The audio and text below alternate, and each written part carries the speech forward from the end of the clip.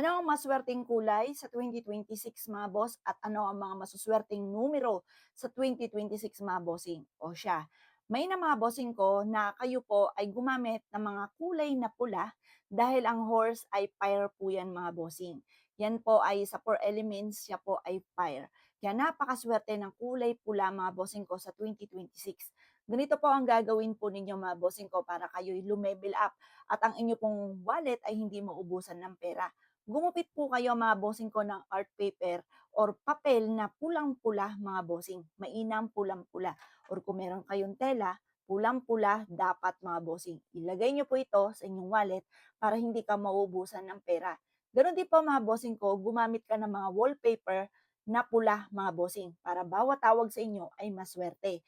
Mainam pula ang inyo pong wallpaper or maglagay po kayo ng papel or kaya po ay tela na pulang-pula sa inyong wallet ha. Para level up ang swerte nyo po niyan mga bossing ko. Tuloy-tuloy na pasok ng swerte para mamagnet nyo yung swerte ng walang humpay mga bossing.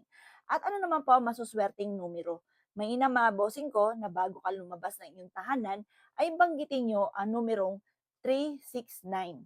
369. Yan ang lucky number ng taon ng 2026 mga bossing.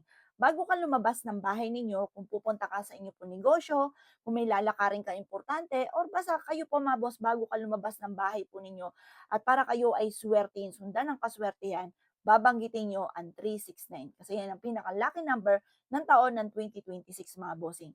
Ang ibig sabihin ng 3, labis-labis na blessing. Ang ibig sabihin naman po ng 6, smooth na daloy ng swerte. Ang ibig sabihin ng 9, yan pa mga bossing ko, ay higher level ng swerte. Kumbaga, the victory swerte ang ipagkakalob sa inyo. Kaya mas mainam, sabihin po natin mga bossing, gawin nating salitain, yung mga magagandang salitain para maka-attract tayo ng swerte. O siya, paano yan boss? Diyan na po kayo. Huwag niyo pong kakalimutan. Pwede niyo pong ilista ang aking mga sinasabi para hindi niyo po ito makalimutan sa 2026. Good luck po sa inyo po lahat.